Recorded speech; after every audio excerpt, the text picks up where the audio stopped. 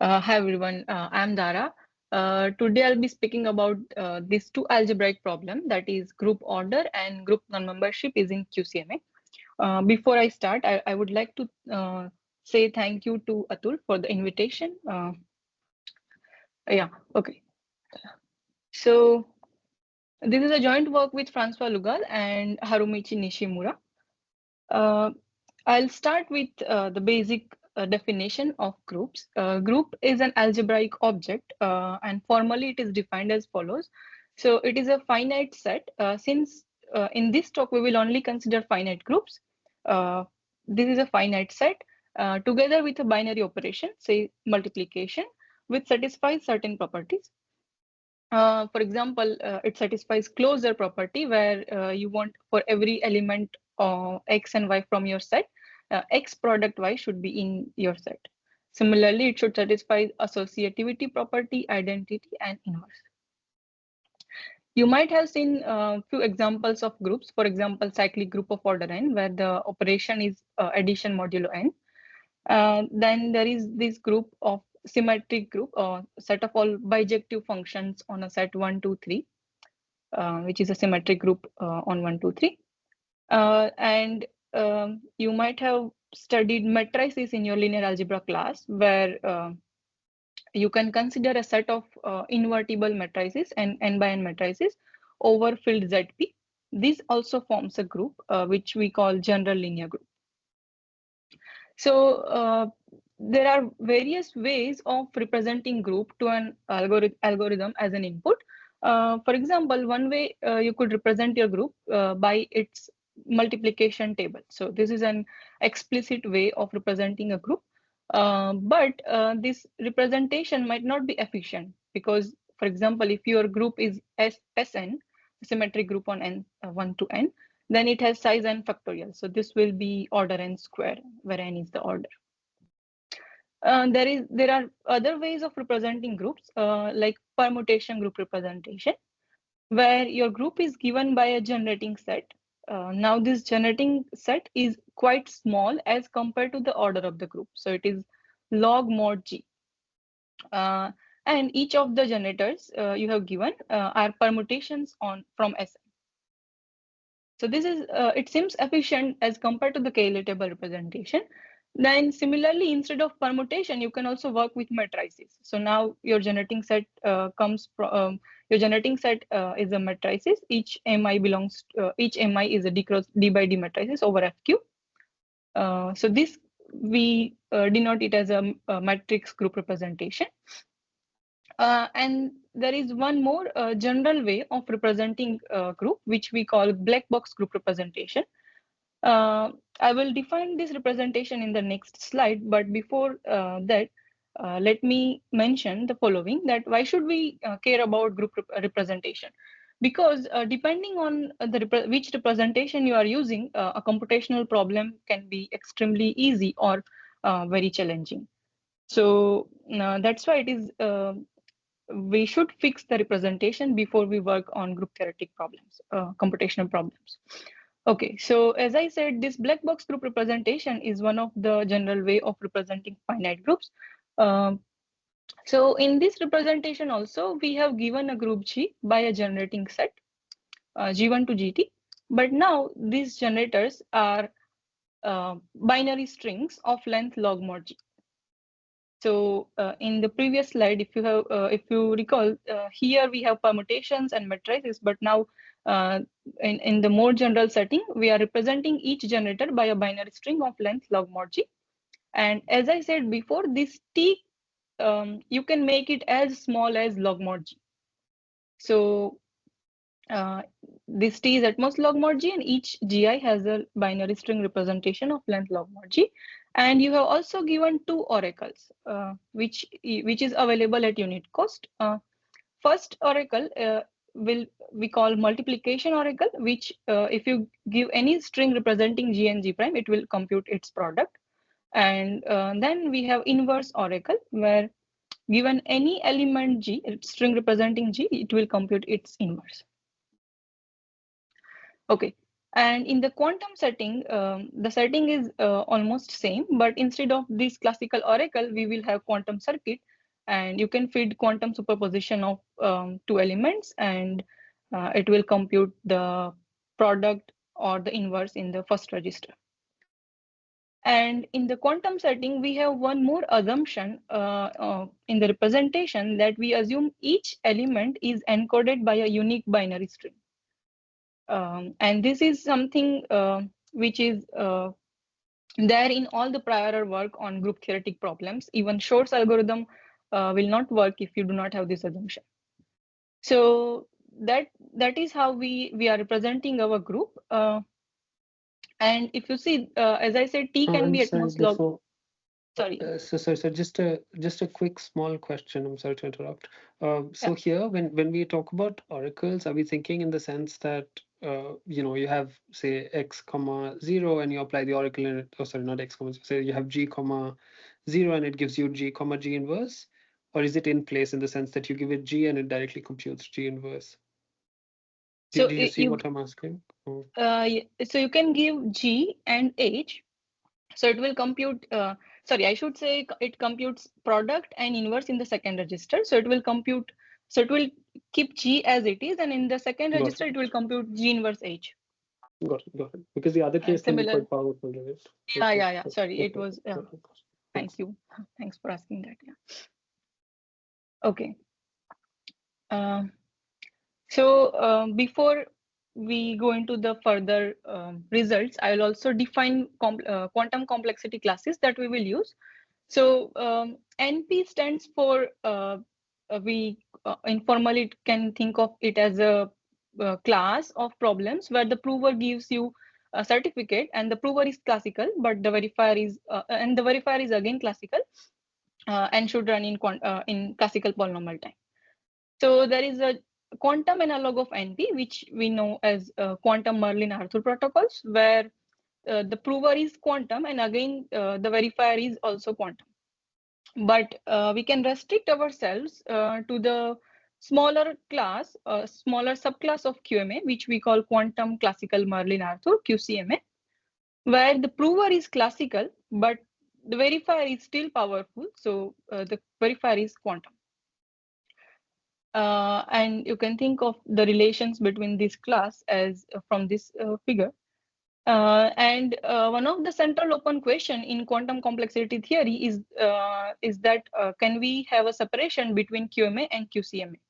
So you can see that QCMA is a subset of QMA, but we want to know which one is whether QMA is the same as QCMA or not. And there is an interesting problem from group theory, which is known as group non-membership problem. It is known to be in QMA, but we do not know whether it is in QCMA or not. I will come to this in more detail in the later slides. Since this problem is known to be in QMA, but we do not know whether it is in QCMA or not, but we can study this problem by studying even a more general problem, which is known as group order problem. We will see why it is more general, but before that, let me just define this problem. So in the group order verification. Sorry to interrupt. Just to very quickly ask. So am I correct in understanding that earlier people thought that maybe this is a problem that might give a separation relative to an oracle or something like this between QMA and QCMA, but that no longer seems to be the case, right? Given your result. Okay. Right. Okay. I'll but talk they about found like that a separate. in the. I see. Sorry. Okay. Carry on. Yeah. It's okay. Thank you. But I'll mention that this in when we talk about group non-membership in detail. Okay. So this group order problem is defined as follows. So you have given a group G in a representation which is black box group representation, and you have also given an integer m, and you want to decide whether order of G or the cardinality of G is m or not. So by order we mean number of elements in the set G, in the group G. So this problem is one of the most fundamental problem over groups, and this has been very well studied from both classically and quantum point of view.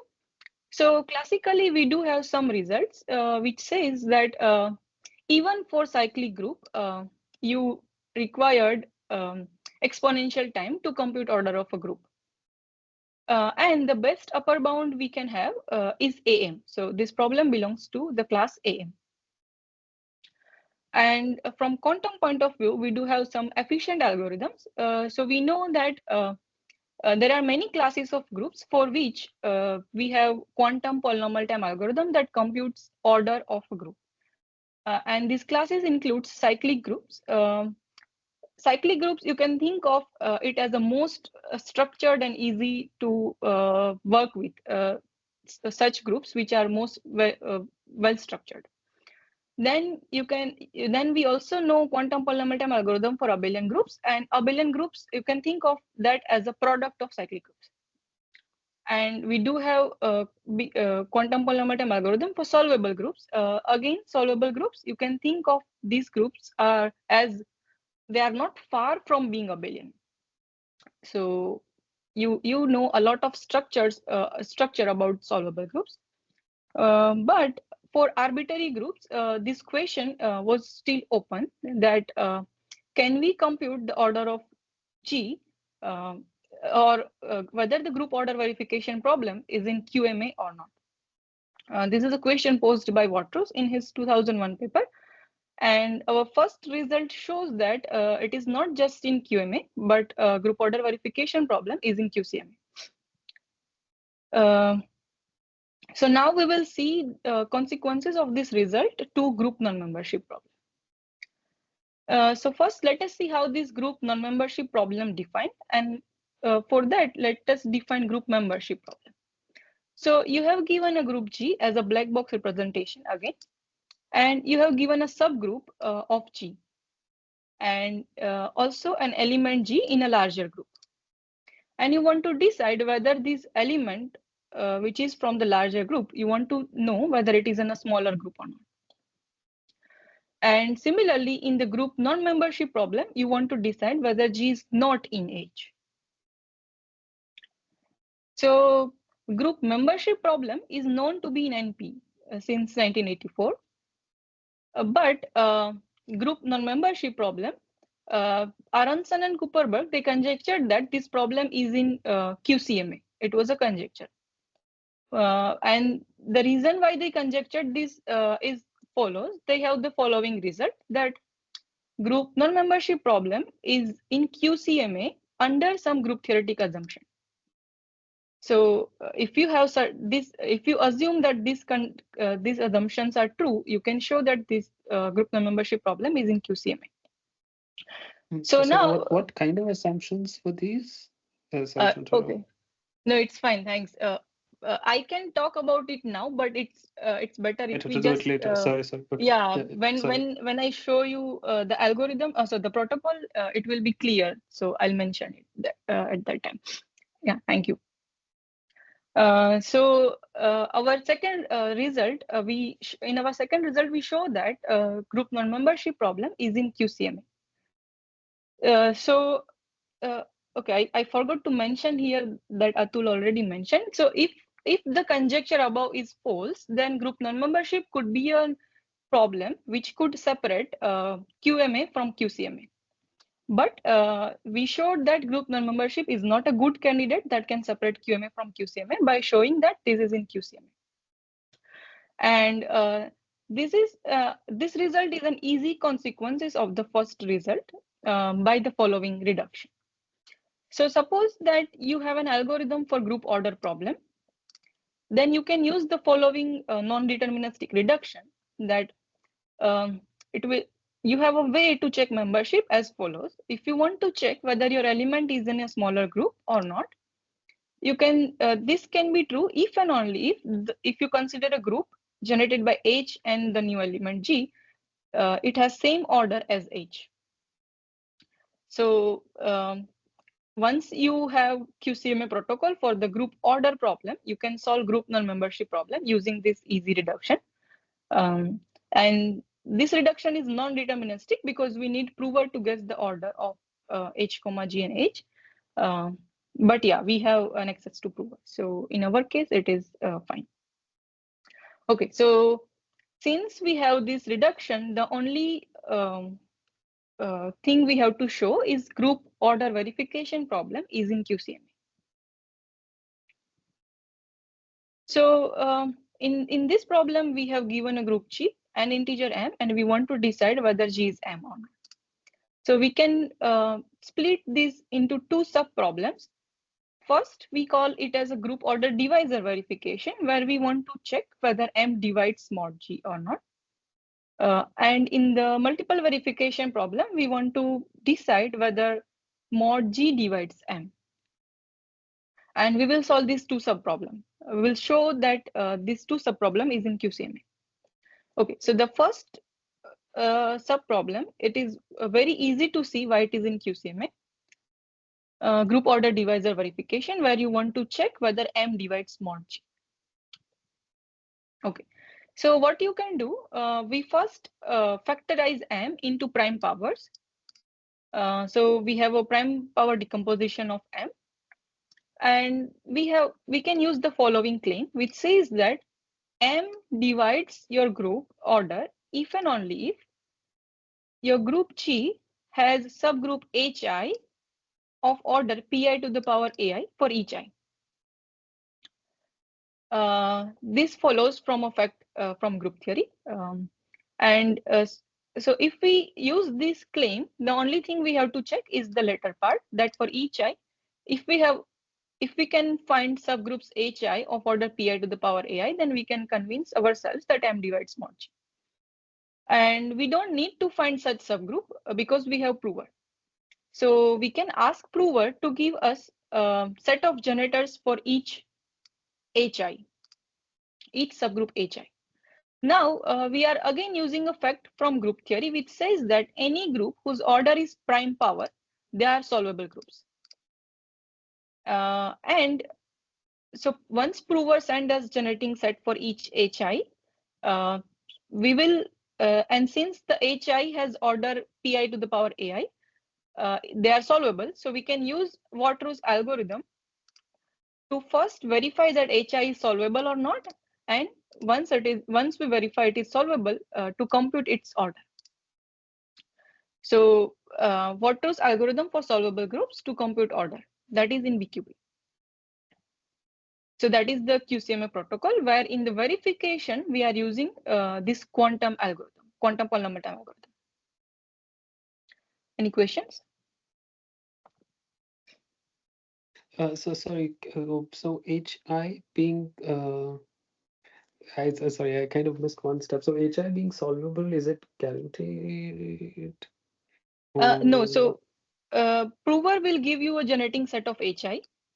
So you first check whether the subgroup you get from the prover is solvable or not. That is also, you can do it in quantum polynomial time. Right. You verified that it is solvable, you compute its order and check whether it is prime power or not, or pi power ai or not just prime power, but it should be pi power. I see. Okay, thanks. So to compute order of hi, you can use solvable group algorithm from Water's. Okay, thanks. Okay, so And the sorry, only and what was the definition? Sorry, so what was the definition of solvable here? It was, you said it was like a relaxation of abelian somehow. Is that the way to think about it? Okay, thanks. That's informally you can think of that, but formally you can. So solvable groups are groups where you can have a series of subgroups such that each quotients are abelian. I'll also mention that in the next part of the talk, but yeah. Okay, thanks. Okay, so the only remaining part of the talk is to prove theorem 2, where we want to solve group order multiple verification. Before we go into the detail, let me quickly define a few things. So a group which do not have any normal, non-trivial normal subgroup, such groups are known as simple groups. So you can think of simple groups as primes for integers. You cannot further factorize primes, and Primes are such integers which are building blocks of any integer, right? So simple groups are also kind of similar. They cannot have proper normal subgroup, so they cannot be further factorized, and they are building blocks of building blocks of arbitrary groups. Then we have another definition, which is a composition series of a group G. So a composition series of a group G is a list of subgroups H0 to Hs, such that you have this kind of relation. Each Hi is a subgroup of Hi plus 1. And the quotient group, Hi plus 1 quotient Hi, or Hi quotient Hi minus 1, they are simple. So this quotient group do not have any proper normal subgroups. And this also defines solvable groups. So a solvable group is a group for which you have a series of such subgroups, such that these quotient groups are simple but also abelian. In general, this quotient group could be non-abelian, but solvable groups, for solvable groups, these are abelian. That is the formal definition of solvable groups. Okay, so we do not know a better algorithm to compute a composition series for any group G in a black box setting. But if we can have such a series, we can compute order G using by computing order of each of the factors, which are smaller groups. So this will give us a strategy that to compute mod G, which is as follows. So as I said, we do not know how to compute composition series efficiently, but we can ask prover to send us a composition series. But then we have to verify that each of the quotient group, they are simple group. And once you verify they are simple group, you also have to verify, you also have to compute its order, right? So we do not know how to do this verification or step 2 efficiently, but we know a lot of things about simple groups from group theory. So there is a theorem which is known as the classification theorem of finite simple group, which classifies all finite simple groups into certain families. So into 44 different families. And out of 44, there are 26 families of simple groups which are of constant size. So they are not of interest for us. But there are 18 families of simple groups which are infinite. So there are certain parameters, and those parameters can take any value, any integer value. So there can be infinitely many simple groups, and there are 18 such infinite families. But since this so these classification, are so these are countably infinite, is it, or does it not matter? Maybe it doesn't matter. Countably infinite, yes. So the parameters takes values from Z. Integers, you said. Yeah. And 15,000 positive page integers. proof. Yeah. So yes. It's like, so is one person? Is like, how is it like a no, collection there of is a works? series. Yeah, series of works for over like more than 100 years. Okay. Yeah. Like one person wrote it, so it was a bit okay. Cool. That will be too much. Yeah, there are lots of volumes, and yeah, it's a long proof. So I haven't read it. Mostly, I haven't seen any person who have read it. Yeah, but we do have such a classification theorem which classifies all finite simple groups into 44 infinite families. So from this information, we can have the following thing, that for each simple group, it can be described by a short string, which is its name, standard name. And there are 44 such short string, right? And again, we know a lot of things about simple groups. So once we know which simple group we have, or once we know its standard name, we can compute its order. So for each simple group, we have a short string. Once we can identify this short string, we can compute its order. Okay, and just to give you an illustration of these 44 infinite families, I took this picture. So this also gives mathematician their own periodic table. So these are 18 infinite families. You can see there are indexing parameters here, for example, n and q, and these are constant size simple groups. Okay, but just to come back to what we were doing. So we had this strategy where we asked prover to give us a composition series. And now we have to verify that each factor in the composition series is simple group and then compute its order. Okay, so with the information we had about simple groups, we can slightly modify our strategy that we can ask prover to send us a composition series, and then we can also ask to give us a standard name of simple group, each factor, which is Wi. But now we have to verify that this factor hi quotient hi minus 1 is isomorphic to a simple group whose standard name is Wi. Now there are 44 families. So for 26 families, since they are of constant size, we can just ignore those 26 simple groups. So now we left with 18 infinite families. That how do we check whether our quotient group is isomorphic to one of these 18 infinite groups? So out of 18 infinite families, again 17 behaves really nice. By that I mean they admit something called short presentation, which I will not define here.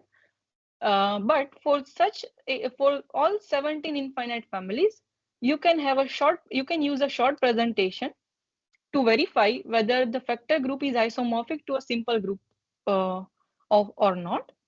And this test you can do it in classical polynomial time. So this test is in NP.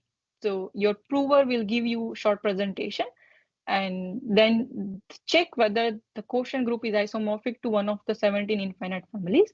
Can be doable in classical polynomial time. So the only thing we have to handle is one of the remaining infinite family, which is known as regroups. So we have to verify whether the quotient group given by the prover is isomorphic to regroup or not. And this case is hard because there is a well-known conjecture in mathematics, which is known as short presentation conjecture, which is not known only for regroups. It has been studied for other simple groups, but there is only one family of regroups for which we do not know whether regroups admit such a short presentation. Okay, so to handle regroups, we use a randomized homomorphism test. I'll go to the randomized homomorphism test, but before that, let me just quickly show you what are these regroups. So you can think of regroups as a family of 7 by 7 matrices. So it is a subgroup of GL7Q, where Q is this, generated by these spatial matrices, 1, 2, and 3. So there are 3 matrices which generates regroup, and it is a subgroup of GL7Q. And you can also see that once you identify your factor is a regroup, you can compute its order. It is we have a formula. Okay, so then in the randomized homomorphism test, our goal is the following. So we have given a quotient group, hi quotient hi minus 1 by prover, and we want to check whether it is isomorphic to a regroup S. So this test also works in general for any simple group. So I use S here, which has generating set S1 to Sk, but in our case, it will be gamma 1, gamma 2, gamma 3. Okay. So in this slide, I'll only talk about what will randomized homomorphism test do. And in the next slide, we will see how we will do this, how we can do this. So in the randomized homomorphism test, we first ask prover to give us some k many elements from the group sigma. Why k? Because we have k size generating set for our regroup. So we are asking for k elements from sigma. And suppose that the group sigma is actually isomorphic to S, and if the prover is honest, then we should be able to find one isomorphism phi from S to sigma, which maps these generators, which maps this generator SIs to GI. So verifier will first define a partial map, which maps each SI to GI. So verifier has SI, prover has given these GIs. So we can first define the partial map. And then we have to check whether this partial map can be extended to the whole group and whether this map is isomorphism. But that we will do in the next slide. So to extend this partial map to the whole group, verifier will compute for arbitrary element S in S. Verifier will first represent S as a product of generators, SIs. And once we have this thing, we can extend partial map to to the whole group. So that is the first step to extend the partial map to the whole group. Now, verifier also has to check whether this map is homomorphism. So it will take arbitrary two element S and S prime from S, and our randomized homomorphism test claims that it is enough to check this homomorphism for arbitrary elements S and S prime. So to check whether F is a homomorphism for S and S prime, you have to check whether this equality holds. And if you notice, the map we have defined is from S to sigma, and your sigma is a quotient group, which is HI quotient HI minus 1. So you are checking this equality in the quotient group, HI quotient HI minus 1, and which is equivalent to checking membership of this new element in the denominator group HI minus 1. This comes from the group theory. So I'll just repeat one more time. We are picking arbitrary element S and S prime, and it is enough to check homomorphism for just those two elements. But we are saying that checking homomorphism for that two element is equivalent to checking membership in HI minus 1. Sorry, so just to quickly clarify one thing. So the procedure you're describing works for any simple group S? Yeah, but it works for any simple. But for sigma of that specific form, right? Of HI, where HI is sigma is like this quotient group. Yeah. Sigma correct? Is a quotient group. Yeah, I mean, okay. It should not be not necessarily quotient group because HI minus 1 could be identity. So even if your group is not quotient, you can make it quotient group by just taking HI minus 1 to be identity group, just group of order. Oh, I see. Yeah. Okay. So to test isomorphism of simple group, this test will work. Right. So this procedure works in general, you're saying? Yeah. So instead of HI, so in step 1, if instead of HI minus 1, we had just put identity, no, that wouldn't be true actually then. No, yeah, but identity is always a. So then then it will be a membership test in the trivial group, right? So you will not have the quotient group kind of thing. You will just test equality in your actual group, which is which you can use Oracle for HI Oracle for HI. Yeah, got it. Okay, makes sense. Okay, thanks. Yeah, this is a good point because so the question you asked before, what are the assumption in group theoretic assumption in Aronson and Kuperberg result? One of that is this assumption, which I'll describe in the next slide. Okay, so this randomized homomorphism test works like this, but we have to make sure we can do all the verification procedure described here. So to be successful with that approach, first we have to make sure that for any element S in S, you should be able to write it as a product of your generating set. And since our S is a regroup, we can use prior work to do this task A. This is not trivial, but it follows from prior work and certain quantum algorithms like number theoretic oracles. Then suppose you have, so now since we have task A, we can extend our partial map to the whole group. Now we have to check whether this map is an isomorphism. But before isomorphism, we have to check whether the map is an isomorphism. So for now, suppose that the map is homomorphism. Then in our setting, it has to be an isomorphism. Because if you remember, the map was from S to sigma, and S was a simple group. So it cannot have non-trivial kernel, because kernel is always a normal subgroup, and simple group cannot have proper normal subgroup. So once you verify the map is homomorphism, it should be an isomorphism.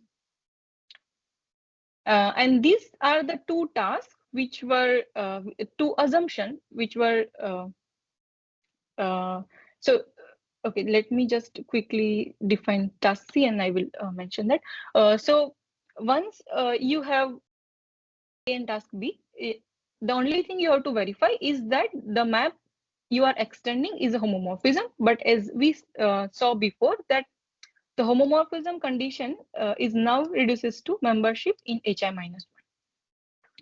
So in the Aronson and Kuperberg result, they were not working with the quotient group.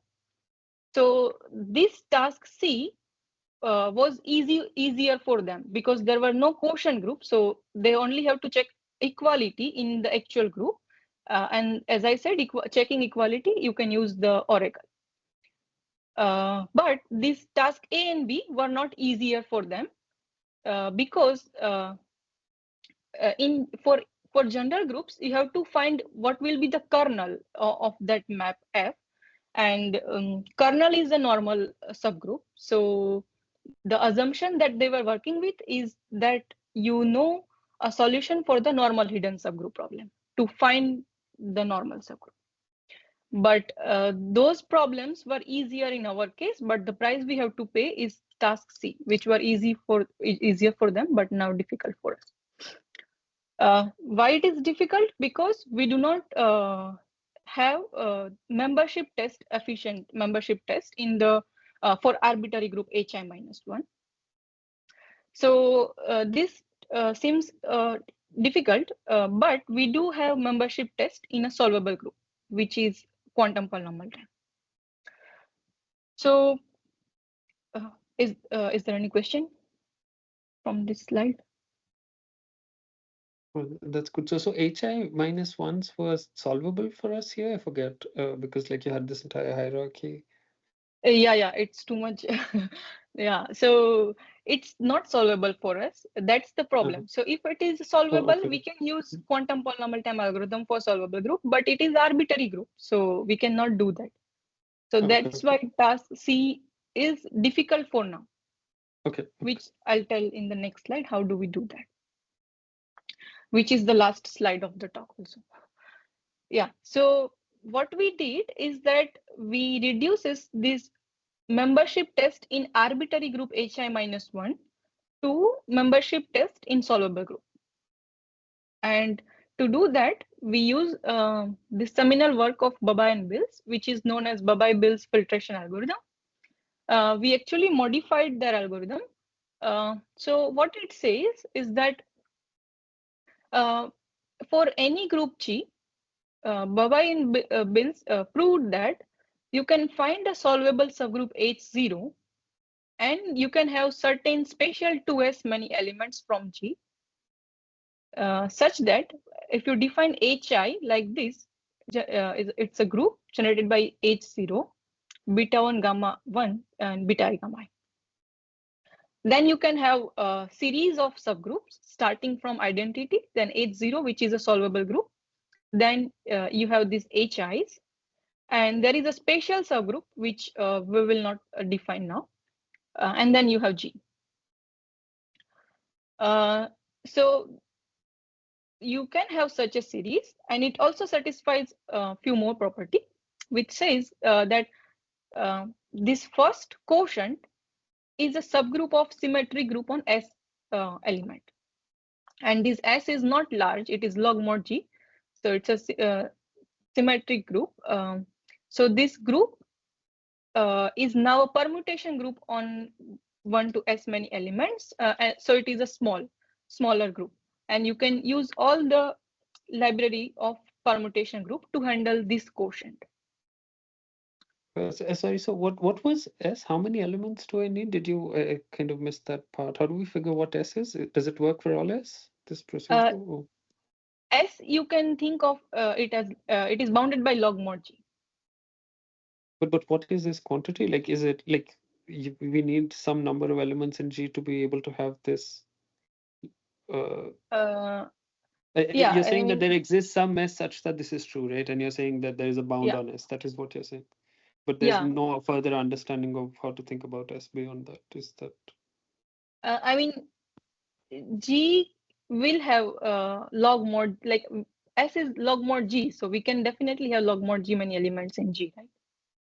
Oh, that sense. Okay. You're saying at most these many elements are needed. Okay. Yeah, right.